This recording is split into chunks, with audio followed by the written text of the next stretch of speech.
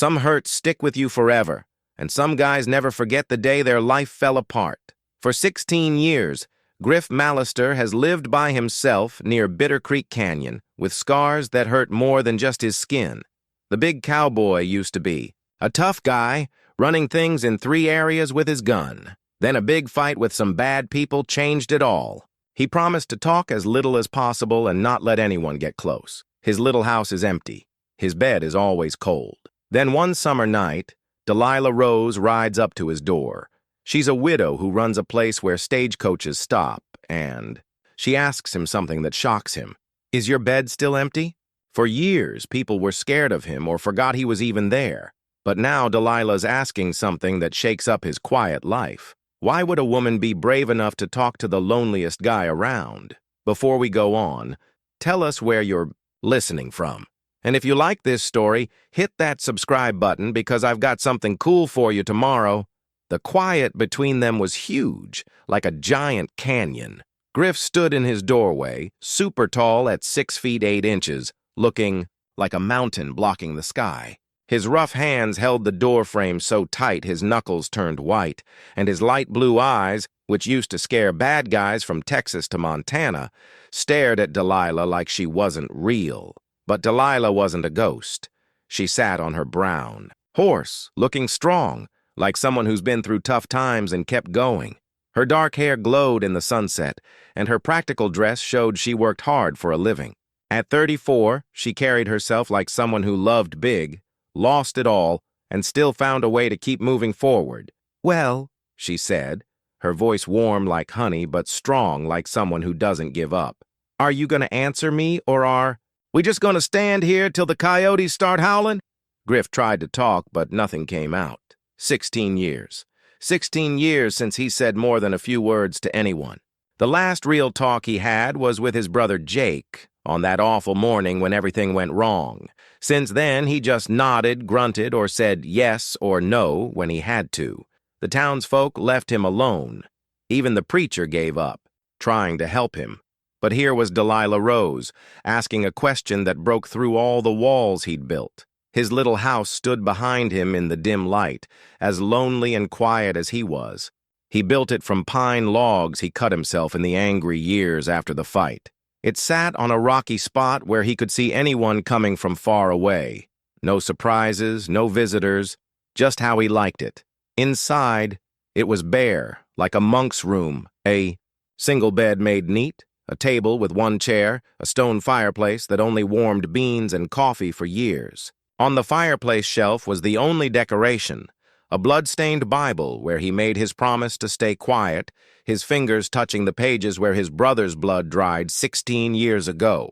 The Bible belonged to Jake, his little brother only. 22, full of energy and big ideas. Jake was reading from it when the Murdoch gang showed up. "To everything, there's a season," Jake read, his voice so honest it made Griff want to shield him from the world's ugliness. "A time to be born, a time to die, a time to plant, a time to pull up what's planted." Jake never finished. Bullets tore through the cabin walls and stopped him. Griff's fingers twitched at his throat, where the words he used to say so easily died with his brother. He was once known in 3 areas as a guy whose word you could trust, who could calm a scared horse or lead men into action. The fastest gun from Denver to San Francisco, they said. But more than that, a guy who stood for something. All that died with Jake.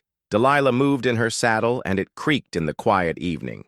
She looked at him with smart, dark eyes, noticing his broad shoulders under his worn shirt, the silver in his dark hair, the scars on his hands and face like a map of old fights. But she wasn't scared or feeling sorry for him, which might have been worse.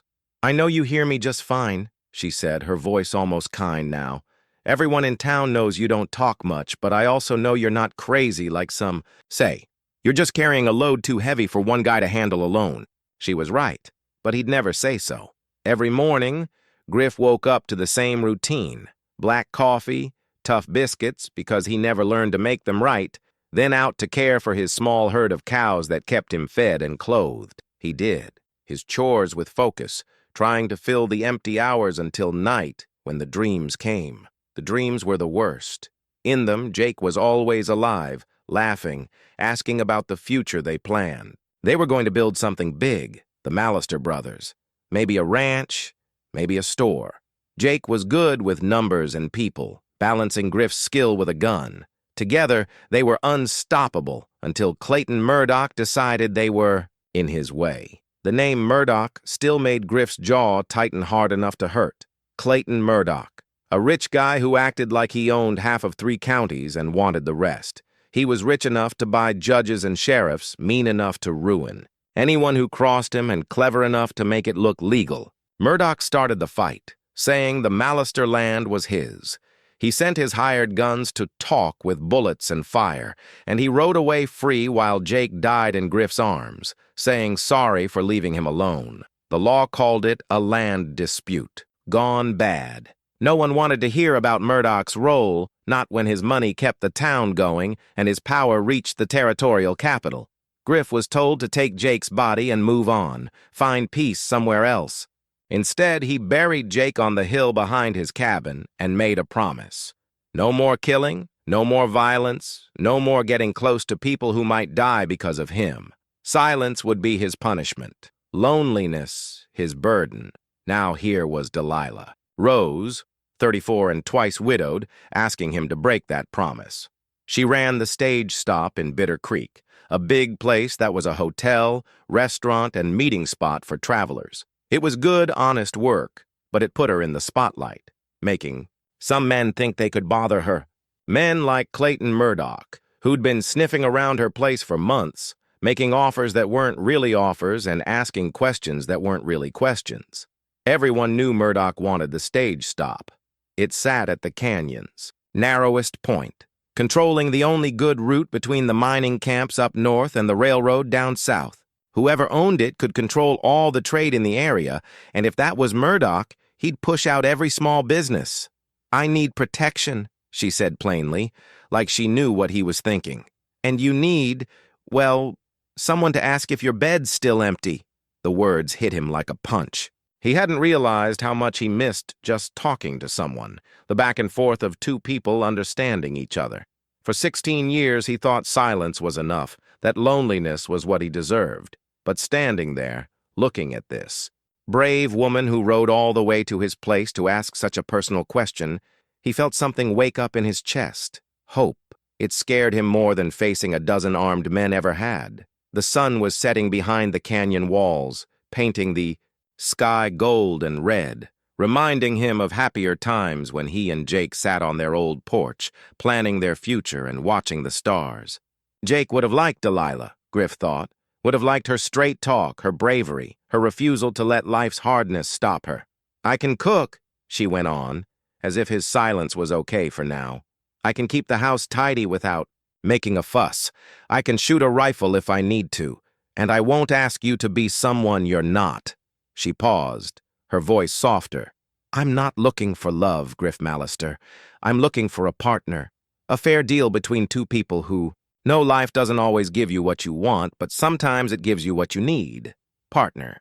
The words stuck in his mind as he looked at this brave woman who rode to the loneliest spot in the territory to propose to the scariest guy around. She wasn't asking him to be the man he used to be.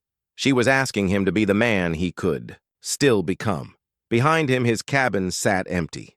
Ahead of him, Delilah Rose sat on her horse like a promise he never dared to make. For the first time in 16 years, Griff wanted to speak. The next morning, Delilah came back, this time with a leather bag and wearing her best blue dress, the one she saved from her first wedding. She'd spent the night at the stage stop, pacing her small room, wondering if she'd said the right things to the quiet giant on the mountain.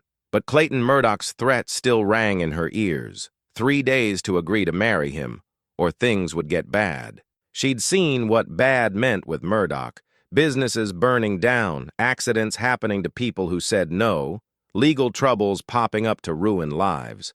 Griff stood in the same doorway like he hadn't moved all night. The morning light showed the silver in his dark hair and the strong line of his jaw. He was handsome, she thought, probably even more so before sadness weighed him down. "I brought papers," she said, getting off her horse easily. "Thought you'd want to see everything written out before you decide." She pulled a document from her bag, one she'd written by lamplight half the night. The marriage contract was simple but legal if they both signed it. Her hands shook a little as she unfolded it, but her voice stayed steady. "It's a business deal," she said, stepping closer to the porch. "I get protection from Murdoch and his kind. You get someone to cook good meals and keep your place from falling apart." She gave a small smile. "And maybe some talk when you're ready." Griff's light eyes read the paper carefully, like a guy who doesn't trust easily. The contract was fair. A marriage of convenience, with clear rules and duties, no fake promises of love, just two people agreeing to face their problems together. "There's one more thing," she said, her voice almost a whisper. "Murdoch's been pressuring me for months. Yesterday he gave me 3 days to marry him or he'll make me agree some other way." She looked him in the eye. "I'd rather take my chances with a ghost than give that snake what he wants." Something changed in Griff's face, a flash of the dangerous guy he used to be. His hands balled into fists, and for a moment, she saw why people feared him. "I know you don't talk much," she said quickly, "but I need to know. Will you do this? Will you marry me and keep Murdoch away?" The silence was heavy with 16 years of pain and loneliness. Griff looked at the contract, then at her, then back at the paper. She could see the struggle in his eyes, duty fighting with want, loneliness battling the need to connect. Slowly, he took the contract. His fingers brushed hers, rough from years of hard work, scarred from old fights, but gentle in a way she didn't expect. He read every word twice. Then he looked at her and spoke, his voice rough from not being used but strong. "Yes, Fee." Single word rang out like a bell. Delilah's knees felt weak with relief, and she grabbed the porch railing to stay steady. It was the first word she'd heard him say, and it felt like a promise. "Thank you," she whispered, meaning it with all her heart. Griff nodded, then went inside. He came back with an old pen and a small bottle of ink. Without fuss, he signed his name at the bottom, Griffin James Mallister, in careful writing from a man who'd been educated before life broke him. Then he handed her the pen. Her signature danced across the paper. Delilah Rose Mallister, Mrs. Griffin Mallister. The name felt strange, but good. "When?" she asked. "Today," he said, the second word coming easier. He stopped, like the words were fighting him, but he didn't change his mind. She nodded, understanding. Murdoch wasn't patient. If they were doing this, it had to be now, before he did something worse. "Reverend Walsh will do the ceremony," she said. "He owes me a favor for nursing his wife through pneumonia last winter." They rode into town together, looking like an odd pair that got everyone talking. Griff on his huge black horse, sitting tall like a soldier, even though he never was one. Delilah on her brown horse, her blue dress spread neatly, her dark hair pinned up for a special day. Whispers followed them down the dusty street. "That's the Mallister hermit. Heard he hasn't talked in years. What's Delilah Rose doing with him? Clayton Murdoch won't like this." Reverend Walsh was tending his garden behind the church when they found him. He was a thin, serious man in his 50s with kind eyes and a habit of not asking too many questions when people needed help. "Mrs. Rose," he greeted, then nodded carefully at Griff. "Mr. Mallister." "Reverend," Delilah said, getting off her horse, "we need you to do a wedding ceremony." Walsh's eyebrows shot up. "Today?" "Today," she said. "Right now, if you're okay with it." The preacher looked at them for a long moment. "This is kind of sudden, isn't it?" "Sometimes sudden's all you get," Delilah replied. "Will you do it?" Walsh looked at Griff, who gave a firm nod. "All right, let me get my book." The ceremony was short and simple, held in the church's small room, with sunlight streaming through a stained glass window. Walsh said the usual words with kindness, and Delilah felt moved, even though their marriage was practical. When the Reverend asked if Griff would take Delilah as his wife, another yes came from Griff, stronger this time. "And do you, Delilah, take Griffin as your husband?" "I do," she said, surprised by how much she meant it. "You may kiss the bride."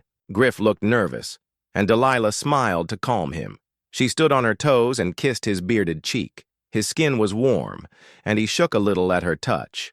"By the power given to me by the Montana Territory," Walsh said, "I now say, Your husband and wife. They were married. Just like that, Delilah Rose became Mrs. Griffin Mallister, and the loneliest guy in 3 territories got a wife. As they left the church, Delilah saw Clayton Murdoch standing outside the saloon, his cold eyes glaring at them like he wanted to kill. She slipped her hand through Griff's arm, feeling his muscles tense.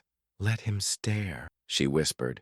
"He's too late now." Griff looked at Murdoch across the street, and for a moment, the 2 men locked eyes, with 16 years of bad blood between them. Then Griff put his big hand over Delilah's, a sign of protection that made Murdoch's face twist with anger. They'd thrown down a challenge now. There'd be trouble, Delilah knew.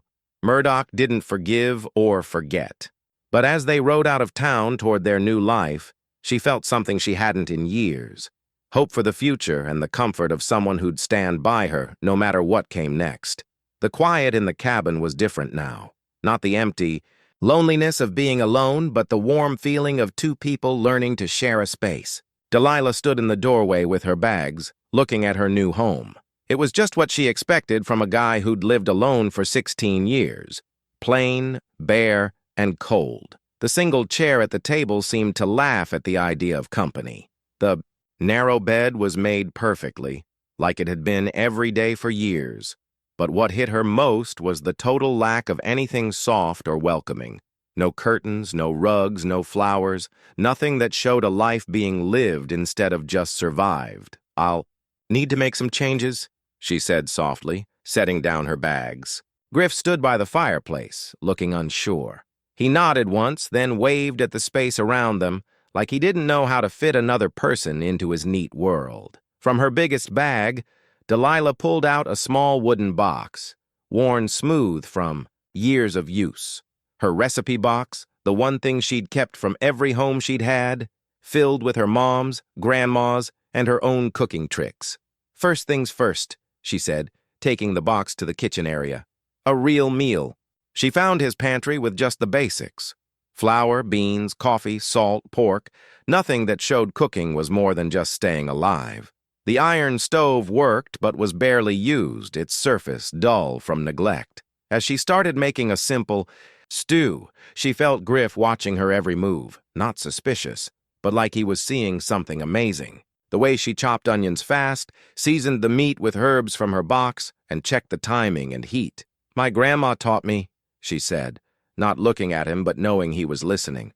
"She said a woman who can cook will never go hungry, and one who cooks well will never be lonely."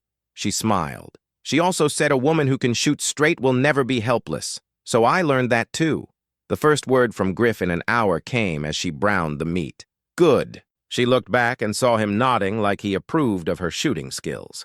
It made sense.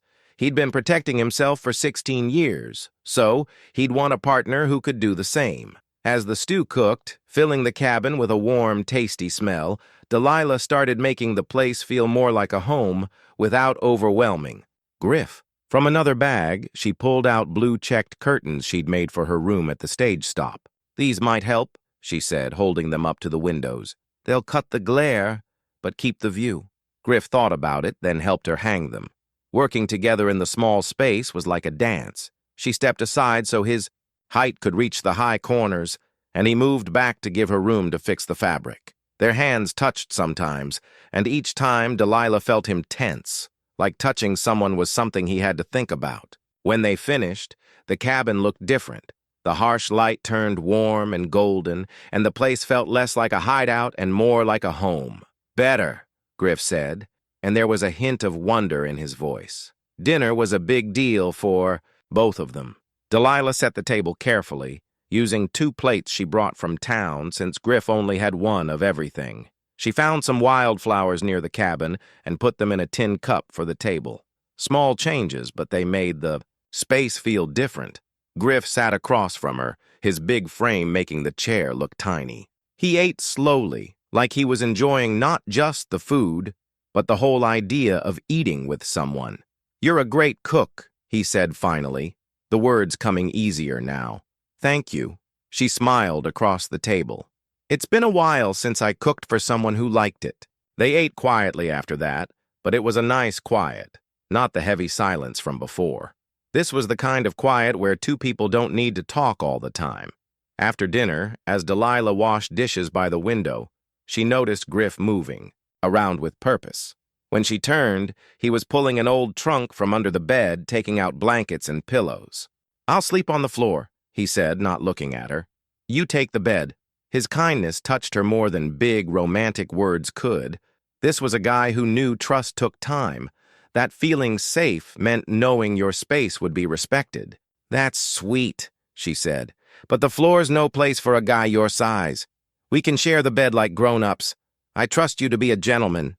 The look he gave her was full of thanks, and maybe relief, like he was glad she wasn't scared of him.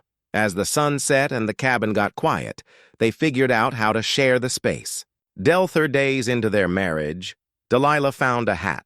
She was cleaning out the cabin's only closet to make room for her clothes when her fingers touched something wrapped in cloth on the top shelf. Standing on her toes, she pulled it down, and it fell open to show a worn cowboy hat, its leather band dark from sweat. It was too small for Griff, but perfect for a younger, smaller guy, someone who'd never grow old enough to need a bigger one. "That was Jake's," Griff said from the doorway, making her jump. She turned to see him watching her with a look she hadn't seen before, deep sadness mixed with a bit of relief. "Your brother," she said softly, not asking. He nodded, stepping inside and closing the door. For 3 days, they'd avoided talking about their painful pasts, focusing on daily routines. But the hat changed that. He was always losing. Griff said, his voice rough with memories.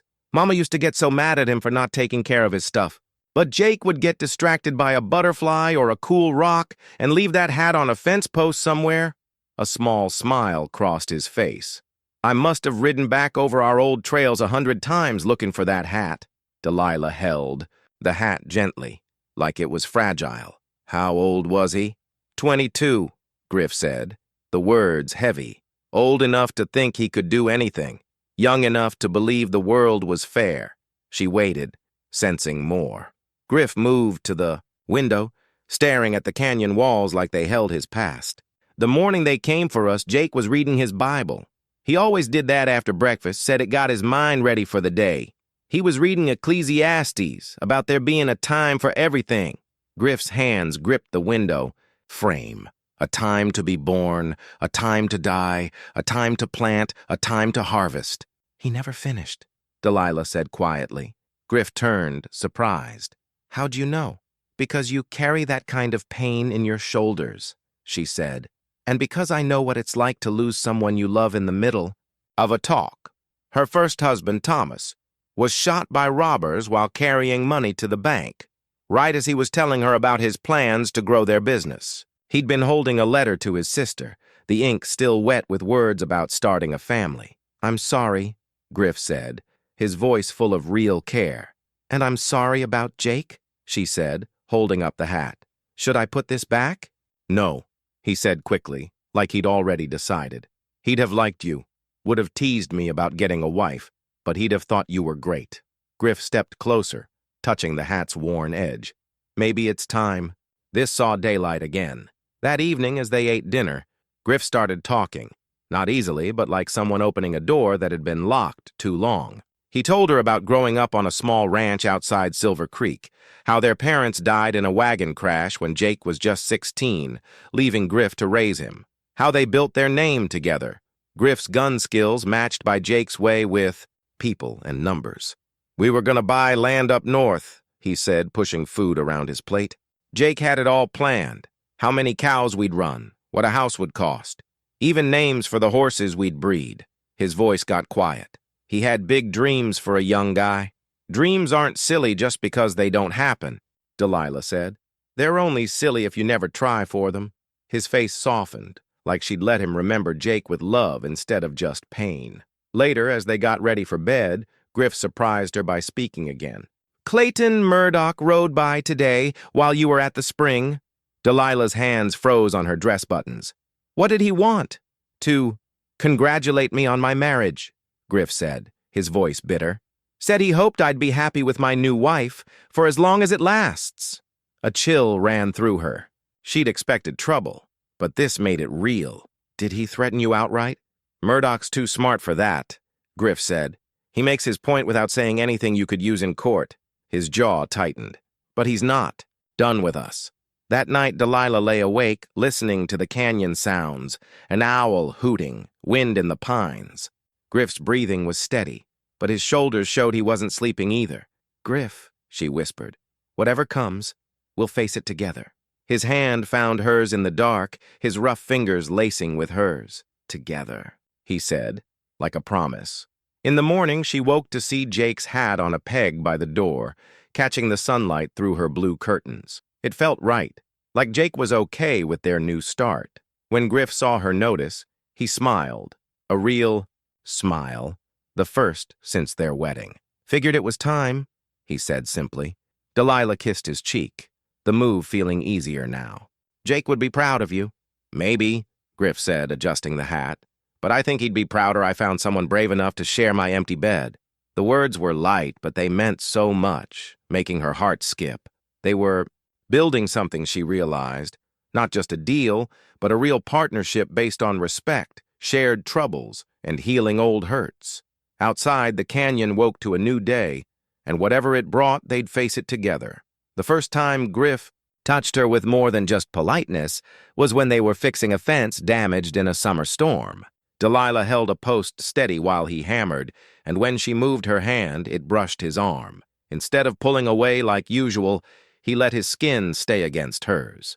She looked up to find him watching her with a look that stopped her breath. His light eyes held a warmth that had grown over their weeks together, built from shared meals, quiet moments, and the slow breaking down of their walls. Lila, he said, her name sounding like a wish. The moment felt full of possibilities they hadn't dared to name. Then horses approached, breaking the spell. They stepped apart as 3 of Murdoch's men appeared over the ridge.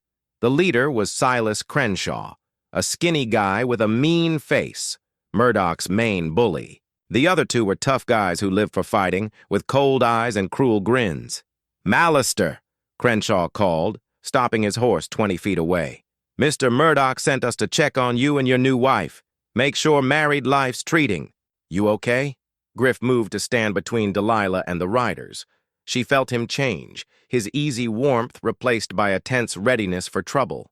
"We're doing just fine," Griff said, his voice low and dangerous, like she'd only heard hints of before. Crenshaw's eyes slid to Delilah, looking her over in a way that made her skin crawl. "Mrs. Mallister, you're looking good. Marriage suits some women better than others. Some find it limiting. I find it freeing," Delilah said calmly, though her heart pounded.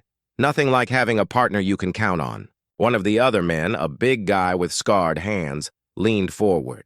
"Heard you 2 barely know each other. Quick romance for folks planning forever." "Sometimes you just know," Delilah said, surprised she meant it. Crenshaw's laugh was sharp and ugly. "Ain't that sweet? Mr. Murdoch will be happy to hear you're so pleased." His eyes went back to Griff. "He's also curious about that land issue you had with the Hendersons last month. Seems there's some doubt about where your property lines are." Griff didn't move. "No doubt at all. Been surveyed twice. Funny. Thing about surveys," Crenshaw said, patting his saddlebag. "Sometimes they get lost. Sometimes new ones show up with a different story." The threat was obvious. Murdoch was planning to fake a legal challenge to Griff's land, like he'd done to other small ranchers. "You boys better move on," Griff said, his hand on the hammer handle. "Afternoon's getting late, and these mountains can be risky after dark." His words were polite, but his tone made the horses nervous, like they sensed danger. Crenshaw pulled his reins, smirking. "We'll see you again soon, Mallister. You and your pretty wife." He tipped, his hat mockingly. "Ma'am."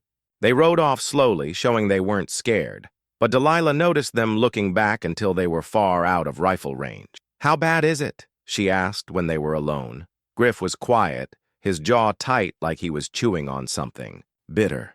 Bad," he said finally. "Murdoch doesn't take losing well. He'll keep pushing till he gets what he wants."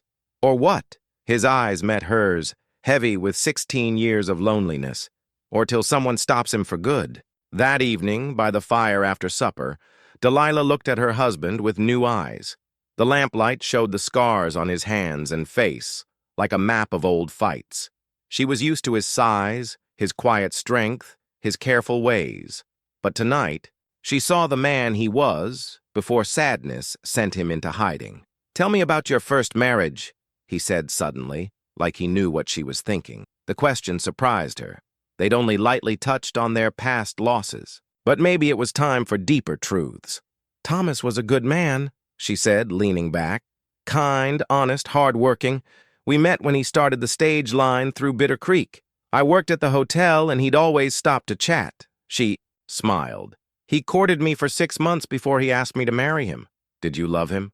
Griff asked quietly. No jealousy, but like her answer mattered. "I did," she said honestly. "Not crazy storybook love, but a steady, comfortable kind that grew every day.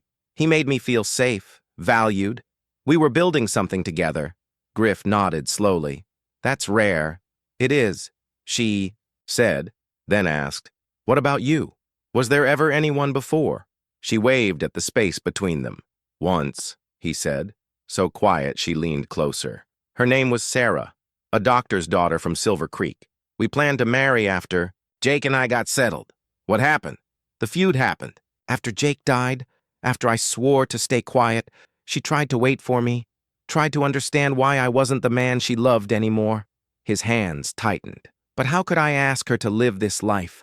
The loneliness, the silence, always watching for Murdoch's next move. So you let her go." "I pushed her away," he corrected.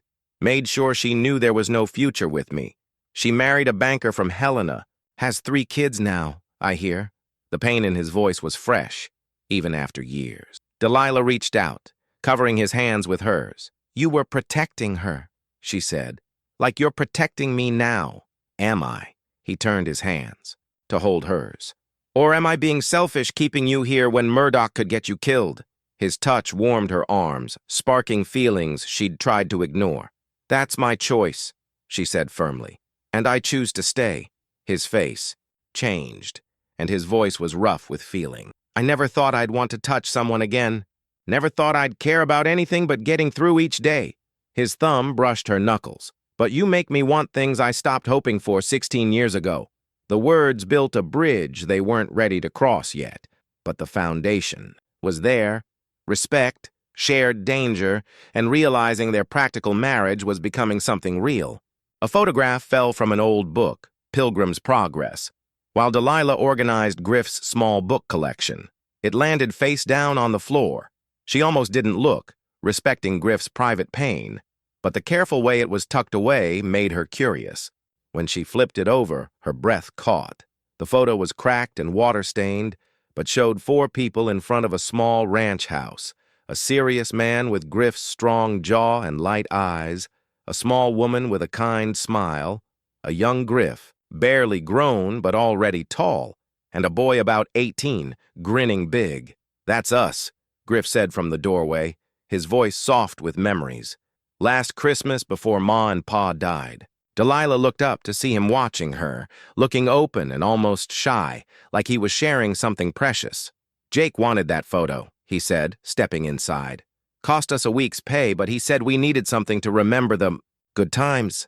His mouth curved in a sad smile. He was right, just not for the reasons he thought. She looked closer, seeing young Griff's hand on his brother's shoulder, the love between them, the hope in their faces.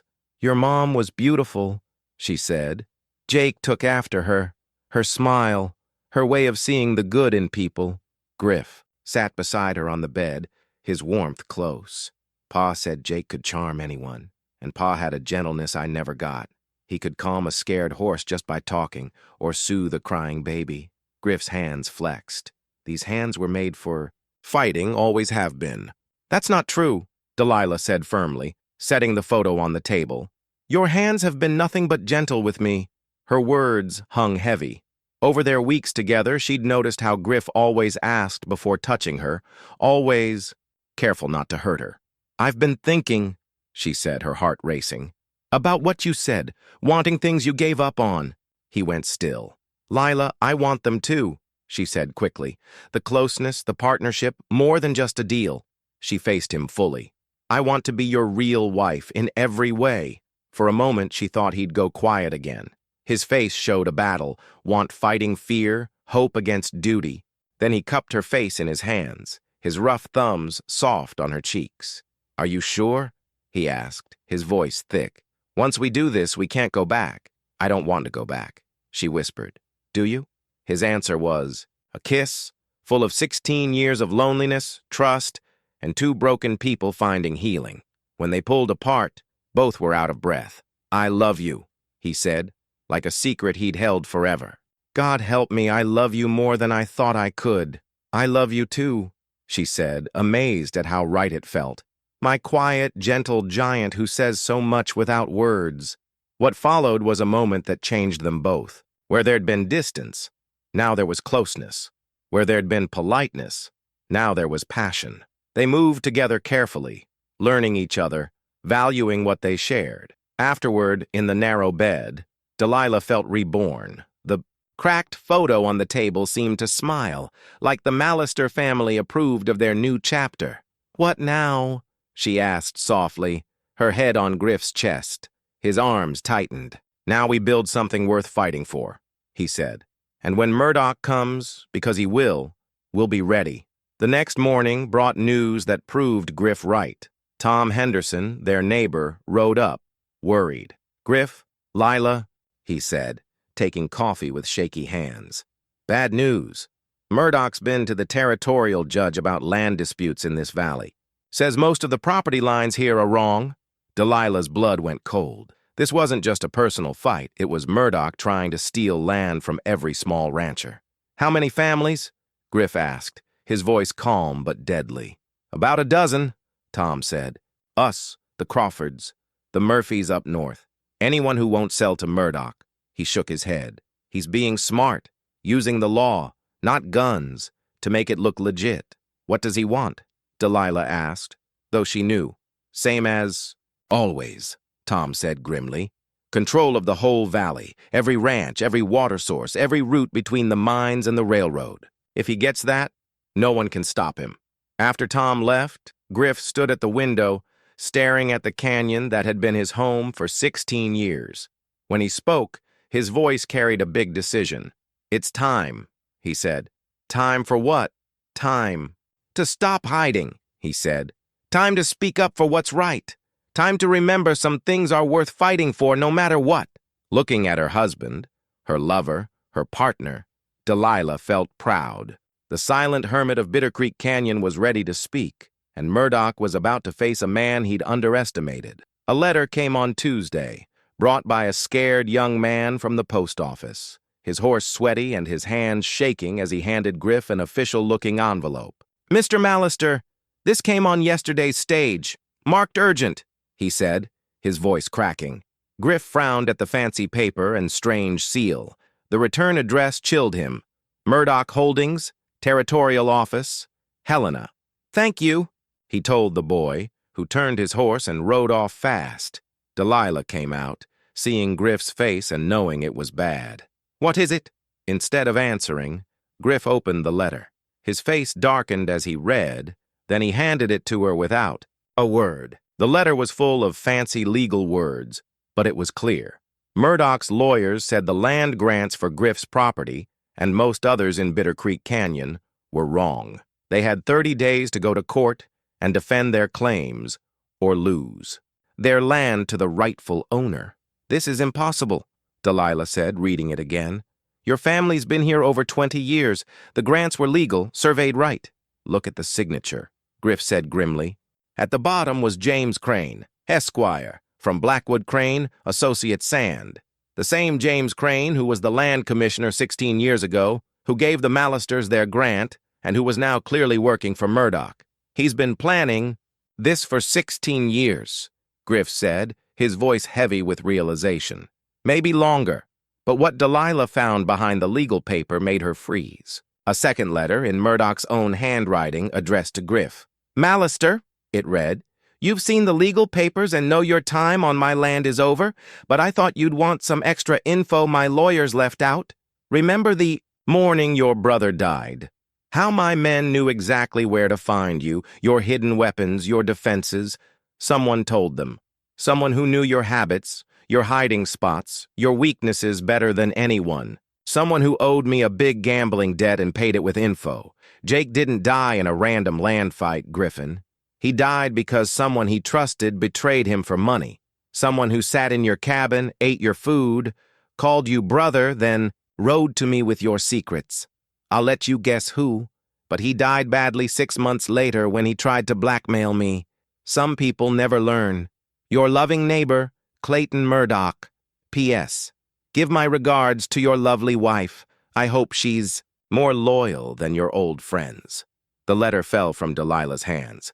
She stared at Griff, watching his face go pale. Who? She whispered. Tom Patterson, Griff said, barely audible. My partner, Jake's best friend since we were kids. The guy who taught him to shoot, helped plan our defenses, who I trusted with our lives. The truth hit Delilah hard. For 16 years, Griff thought he'd failed Jake, that his gunfighter reputation brought trouble.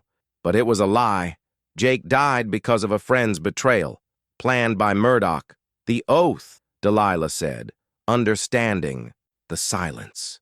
You weren't just sad. You were punishing yourself for something you didn't do. Griff nodded, his face full of pain. 16 years of silence for a betrayal I didn't see. 16 years alone because I was too proud. To see the enemy was already inside, but the truth made their situation worse. If Murdoch planned Jake's death 16 years ago, this wasn't just about land. It was personal. This isn't just about greed, she said slowly. He's been trying to destroy you since before Jake died. Why? Griff asked, the question bursting out. What did I do to make him hate me so much? Delilah thought about Murdoch's pride, his need to control, his hatred of anyone who challenged him. You were better than him, she said. Faster with a gun, more respected, more successful even with less. Men like Murdoch hate being outdone, especially by someone they think is beneath them. The truth made things scarier. This wasn't a business fight to settle with talk. It was a personal war disguised as legal moves, and Murdoch wouldn't stop until Griff was ruined. What do we do? She asked. Griff stood at the window, his shoulders stiff with years of anger and betrayal. When he spoke, his voice was hard, focused.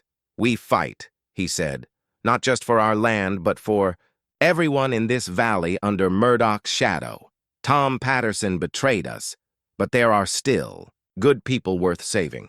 He turned to her, and Delilah saw a change. The guilt that kept him quiet was gone, replaced by a cold, focused anger. He wants to finish what he started, Griff said. But he made a mistake. He let me live long enough to learn the truth. And now I know what happened to Jake. I'll make sure Murdoch pays for every year of silence he took from me. The letter, meant to break Griff, did the opposite. It freed him from guilt. The hermit of Bitter Creek Canyon was done hiding. The fastest gun in 3 territories was ready to show why he was feared. Murdoch was about to learn some giants shouldn't be woken. The weight of his father's gun felt like freedom as Griff lifted it from its cloth, untouched for 16 years. The Colt 45 was special, handles worn by 3 generations of Malisters, the barrel perfect, every part cared for like a life depended on it. I thought I'd never see you wear that again, Delilah said from the doorway, her voice soft with awe and relief. Griff turned the gun over, feeling its familiar weight. My grandpa carried this at Gettysburg. My pa used it to protect us from robbers and land grabbers. I learned to shoot with it when I could barely hold it. He slid it into its holster easily. Maybe it's time it did its job again. The change was big. The gentle rancher and loving husband became something dangerous.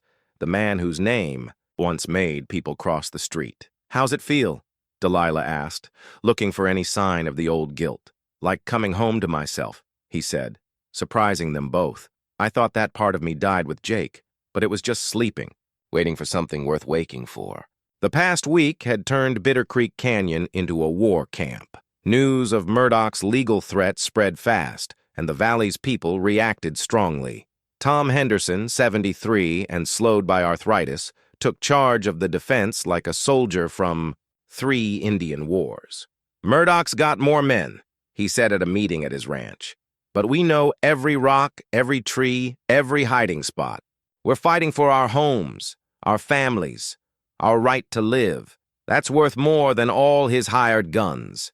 The Crawford brothers, who knew explosives from mining, offered their skills. We can bring down half the canyon walls if we set. The charge is right, the older one said, drawing plans in the dirt. Trap them where our rifles can hit hard. Even Preacher Walsh joined, pulling a shotgun from under his pulpit. The Lord helps those who help themselves, he said, sometimes through a shotgun and strong will. But Doc Brennan's quiet gift touched Griff most. The old doctor brought a pouch of special bullets. Saved these for a reason, he said, showing cartridges with modified tips. Made them in the war. They'll go through armor like paper, drop a man even if you don't hit perfect. Doc, I can't ask you to... Griff started. You're not asking, Doc said, his eyes hard. Murdoch killed my son-in-law 2 years ago. Made it look like an accident. This is personal for all of us. Now, as the sun dipped toward the canyon walls, Griff and Delilah stood on their porch, ready for what everyone knew was a fight to the death. Tomorrow, Murdoch would come with his killers. 13 of us against maybe 25 or 30 pros, Delilah said, checking her rifle, once her first husband's. Not great odds. No, Griff agreed, calm despite the danger. But we know this land like our own hand. We're protecting what we love. And most important, he looked at her, his eyes glowing in the sunset. We're not expecting to walk away. The words hung heavy. They both knew tomorrow might bring death. The only questions were how many of Murdoch's men they'd take and if their fight would inspire others. Any regrets? Delilah asked softly. About this path? Griff looked at the canyon that had been his home. Just one, he said. I regret it took 16 years to remember who I was meant to be. Jake would be proud to see me wear this gun again, fighting for what's right. She stepped closer, feeling his warmth. Tell me about Jake. Not how he died, but how he lived. Griff's face softened, the years falling away. He was like sunshine, always laughing, seeing the good in people, believing tomorrow would be better. He made everyone feel part of something big, something good. He sounds amazing, she said. He was, Griff said. He believed in justice, in standing up for people who couldn't. That's what we're doing tomorrow, finishing Jake's work. As night fell, they checked defenses and reassured the families staying to fight. Mrs. Henderson loaded bullets, with the skill of someone who'd lived through decades of danger. The remaining Crawford brother tested explosives with care. Everyone knows their spots, Tom Henderson said at their final meeting. At first light, lookouts on Eagle Peak and Widow's Point will signal with 3 shots when Murdoch's men enter the canyon. That gives us 10 minutes to get ready. What about families with kids? Delilah asked. Sent them out last. Night to relatives in Silver Creek and beyond, Tom said. Whatever happens, the kids are safe. Griff nodded. This wasn't about revenge. It was about protecting good people from a man who used fear and violence to steal what others built. As the meeting ended and people went home for what might be their last peaceful night, Griff and Delilah walked, hand in hand to their cabin. The path was familiar, worn by months of shared trips. Whatever happens tomorrow, Griff said on their porch, these months with you have been the happiest of my life. You gave me my voice, my purpose, my reason to live. If we fall together, and that's more than I ever hoped for. We won't fall, Delilah said fiercely. Too many people need us, and Jake's memory deserves better than losing. Inside, they made love with the passion of people who knew life was fragile. Every touch was a promise, every kiss a vow to face the dawn together. Later in the dark, Griff thought not of death, but of the future they were fighting for, a place where kids could grow up safe, where honest people could build without fear. Are you ready? Delilah whispered. I'm ready, he said, meaning it completely. The silent hermit had found his voice, and tomorrow the world would hear it. The signal came at dawn, 3 loud rifle shots echoing like thunder. Griff was already dressed and armed, had been for hours, but the sound sent energy through him like fire. They're coming, he said, though Delilah heard the shots too. Through their window they saw dust rising from the canyon floor. More dust than Griff expected. Murdoch brought a big group to finish what he started 16 years ago. How many? Delilah asked, checking her rifle. Griff squinted, counting the riders. His heart sank. 30, maybe more. He brought every gunman from here to Denver. But even with bad odds, Griff felt calm, clear purpose he hadn't known in 16 years. He wasn't the guilty hermit anymore. He was Griffin Mallister, protector of the innocent, with work to do. The sheriff's badge, given to him by Sheriff Morrison last night, felt heavy in his pocket. "Make it official," the old lawman had said. "You're my deputy now, with full power to enforce the law." It was more symbolic than practical. None of them expected to live to argue about it, but it mattered. "Time to go," Griff said, kissing Delilah deeply. "Stay behind the rocks like we planned. Don't play hero." "Same to you," she said, knowing he'd do the opposite. They split at the door, Delilah to the boulders above the cabin, Griff to the canyon floor where Murdoch's men were lining up. He saw Murdoch now, on his horse in the center like a general, a sharp-faced man in his 50s, dressed fancy but cruel in his eyes. He sat confident, like someone who'd never faced real opposition. Behind him were his killers, professionals who murdered for money and slept fine after. Griff knew some from wanted posters. Jack, the Snake Morrison, wanted for killing a judge. Miguel Santos, who killed a family in Colorado. Dead-Eye Danny Ferguson, who collected ears. They stopped 50 yards from Griff, and the canyon went quiet except for saddle creaks and horse snorts. Murdoch rode forward, stopping just out of pistol range. "Griffin Mallister!" he called, his voice clear. "Been a long time." "Not long enough," Griff said, his voice strong after 16 years of silence, ringing across the canyon. Some of Murdoch's men shifted, nervous. "I have legal papers," Murdoch said, pulling a document from his saddlebag. "Court order saying you and the other squatters leave this land now. Go quietly or we drag your bodies out." "I don't care which." "I've seen your papers," Griff said, hand on his gun. "And your letters, where you admitted to killing my brother." A murmur ran through Murdoch's men. They expected a broken hermit, not this confident man. Jake's. "Death was sad," Murdoch said, but his smirk showed he didn't mean it. "Maybe if you'd been a better brother, a better protector, he'd still be here." Griff stepped forward, and some gunmen reached for their weapons. "We both know what kind of man you are, Clayton," Griff said. "The kind who buys victories because he's too weak to earn them." Murdoch's face turned red with anger. "Kill him!" he growled. "Kill them all!" But before anyone could shoot, Griff's voice boomed with authority. "Clayton Murdoch, you're under arrest for planning murder, land fraud, and 16 years of terrorizing this territory." He showed the sheriff's badge, glinting in the sun. "By the power of the Montana Territory, I order you to surrender for trial." One man against 30 killers might have seemed crazy, but Griff's voice and stance made even tough gunmen pause. Murdoch laughed, harsh and bitter. "You're a fool, Mallister, like your brother." Then the shooting started. Dead-Eye Danny. Ferguson fired first, his bullet grazing Griff's ear, but Griff's shot was faster, dropping Ferguson dead. The canyon turned into a battlefield. Griff's gun fired again, and Jack the Snake Morrison fell off his horse dead. Two of Murdoch's best were gone in seconds, their legends dying in the dust. From the ridges, Tom Henderson's shooters fired, their plan working perfectly. Every angle covered, every hiding spot targeted. Murdoch's men were caught in a deadly crossfire. The Crawford brothers' dynamite exploded, bringing rocks down to block escape routes and push survivors into kill zones. Preacher Walsh's shotgun roared from behind the church, each shot with a Bible quote. "Vengeance is mine, says the Lord," he shouted, taking out 2 men with one blast. "And I shall repay." But Murdoch's men were pros, adapting fast, spreading out to avoid losses, probing for weak spots. Miguel Santos and 3 others tried to flank the defenders up the eastern slope, but Doc Brennan was ready in his cave, his special bullets hitting hard.